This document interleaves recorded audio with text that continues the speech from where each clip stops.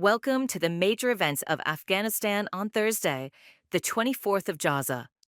The United Nations has warned that with the return of thousands of Afghan migrants from Iran, a new emergency situation has emerged in Afghanistan. According to UNAMA, although international organizations and aid agencies are continuing their efforts to manage the situation and assist returning families, there is still a need for more funding. We have prepared a comprehensive report on this humanitarian crisis and the challenges ahead, which we now present to you. Meanwhile, the forced return of Afghan migrants from Iran continues at an intense pace. The United Nations Assistance Mission in Afghanistan, or UNAMA, has stated that the country is facing a new emergency because of this situation. UNAMA, in a statement published late Tuesday, July 22nd, on its Facebook page, said that every day thousands of Afghan migrants return to Afghanistan after being deported from Iran. This statement added that although aid organizations are continuing their efforts to manage this situation and assist returning families, according to UNAMA, there is a need for more funding. UNAMA added that especially in areas where returning migrants settle, their reintegration into society will be among the major challenges. This comes as Iran has recently begun the mass deportation of Afghan migrants in a serious manner. The Taliban government has announced that in the past month alone, around 711,000 Afghan migrants have returned from Iran to the country via the Islam Kala crossing in Herat province. Bakhtar News Agency, controlled by the Taliban, reported on Tuesday, July 31st, quoting Ahmadullah Mataki, head of the Committee for Refugee Affairs and Public Awareness of the Taliban, that out of this number, 293,000 people returned voluntarily and another 417,000 were forcibly deported from Iran. He, meaning Mataki, has claimed that in addition to cash assistance, temporary shelter, health services, and transportation have also been provided to the returning migrants. However, some of the migrants who have recently returned say that not only have they not received any assistance, but they are also facing serious problems and difficulties due to lack of shelter and job opportunities. Ramanullah, a resident of Kanak, who returned from Iran with his family of four about a week ago and is now staying at a relative's house, said, "Since we arrived, we haven't received any assistance. We have a lot of problems. The biggest problem is the lack of shelter. Unemployment worries us. Schools for girls have been closed, which threatens our children's future. We don't have access to health care facilities and are facing many problems." Another one of these migrants, whose hometown is Daikundi province and who was also recently deported from Iran with his family of five and is now staying at the Islam Kala camp, has a similar complaint. He, who did not want his name mentioned in the report, said, "My problems are really, really many. It also depends on the lack of work opportunities here. Overall, we can't make any plans ourselves. Given the financial situation we had there and the financial situation here, they just don't match up. There's no particular work here, we don't have a house, and we can't afford one either, especially since the value of the rial compared to the Afghani is so low, it just doesn't add up. Honestly, the price of houses, especially in recent times, has become really expensive." The forced deportation of Afghan migrants from neighboring countries, especially Iran, has intensified at a time when Afghanistan is already grappling with severe poverty, and this new wave of returning migrants has put even more pressure on the country.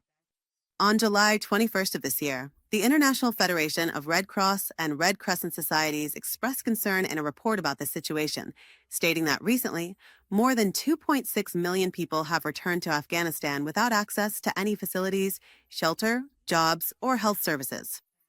The Federation added that with the increasing return of migrants, the pressure on this organization and its partner organizations is rising every day. It emphasized that there is an urgent need for international support to continue this vital work. Previously, on July 8th, United Nations Special Rapporteurs on Human Rights stated in a declaration that since the beginning of this year, nearly 2 million Afghans have been forcibly returned from Iran and Pakistan to Afghanistan. As concerns grow over the situation of the British couple detained by the Taliban's foreign minister has claimed that all their human rights are being upheld. Amir Khan Mataki, the Taliban government's foreign minister, explained the achievements of his year in office at a press conference and said that efforts to secure the release of this couple are ongoing. See more details in this report. As concerns grow over the well-being and lack of access to legal services for the British couple detained by the Taliban's Ministry of Foreign Affairs has claimed that all the human rights of this couple are being upheld.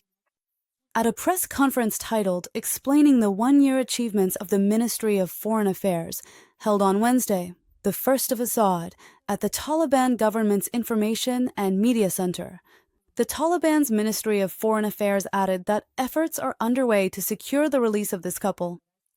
80-year-old Peter Reynolds and 75-year-old Barbie Reynolds were detained by the Taliban in February of this year.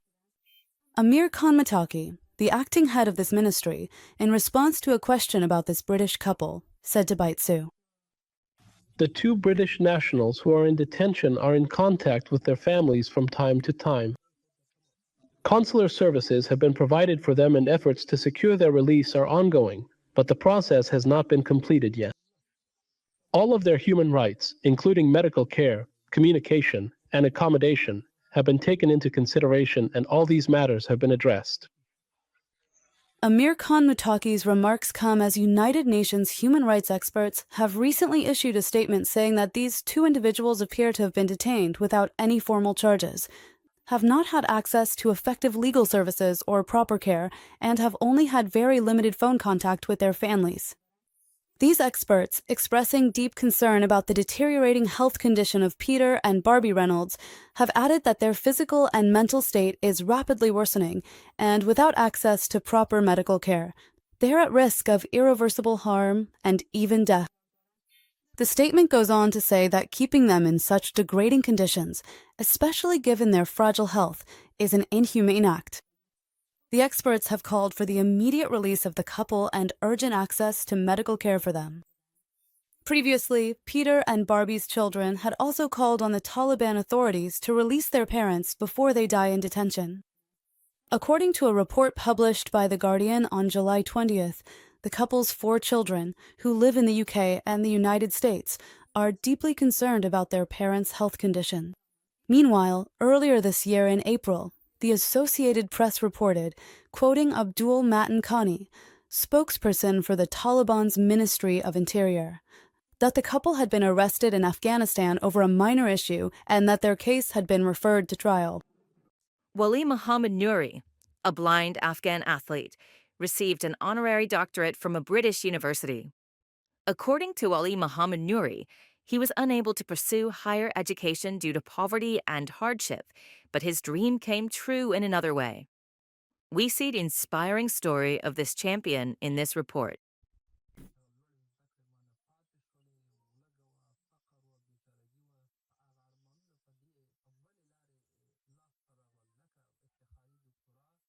The dream of higher education for Wali Mohammad Nouri, a blind Afghan athlete, came true in an unexpected way. Recently, the University of Sussex in Britain awarded him an honorary doctorate at an official ceremony attended by a representative of the King of England. In a statement published on its Facebook page, the university cited Nouri's fight against life's challenges, his extensive social activities, humanitarian services, athletic achievements, and his positive role in society as the reasons for awarding him this title. Wali Mohammad Nouri had this to say about it.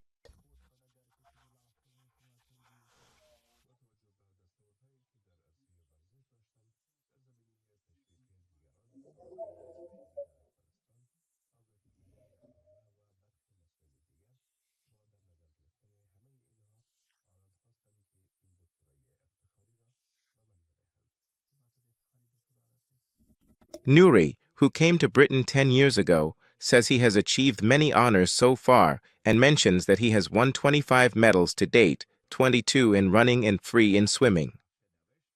But which one does he consider the most important medal he has received? He said,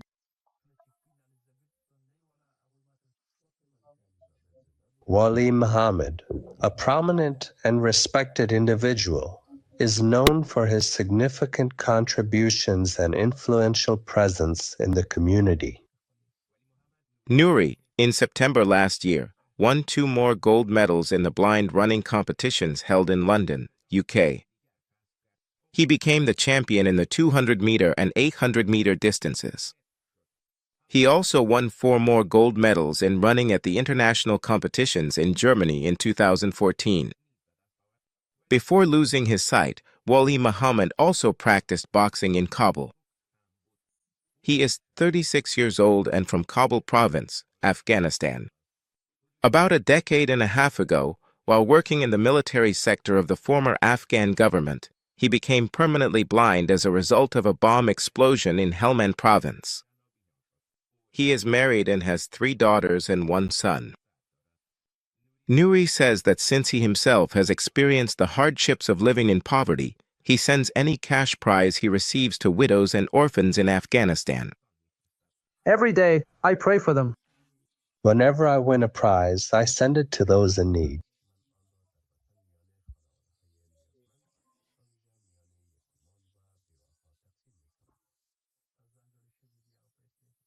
Meanwhile, according to a report by the World Food Programme, around 10 million people in Afghanistan are facing hunger this summer.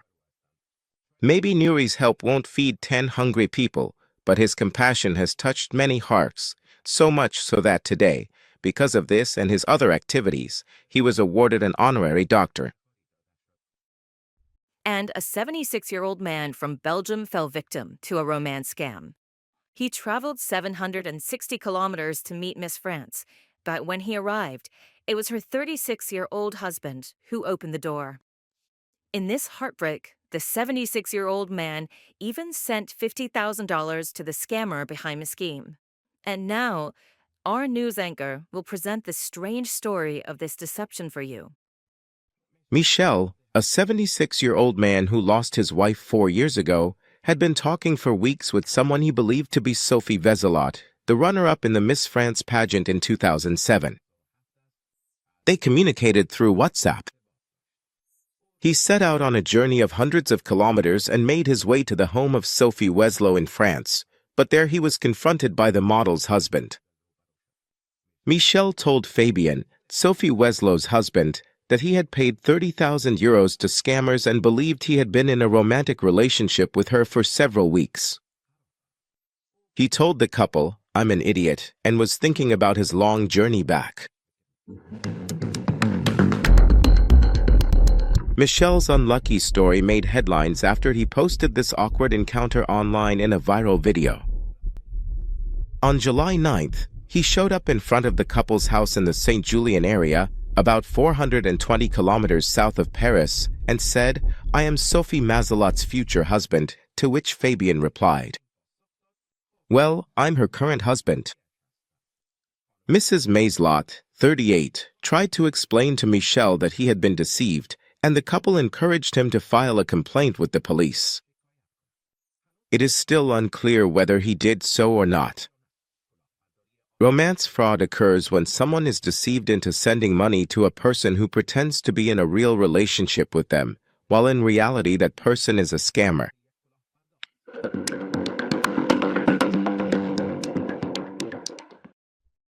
End of the news.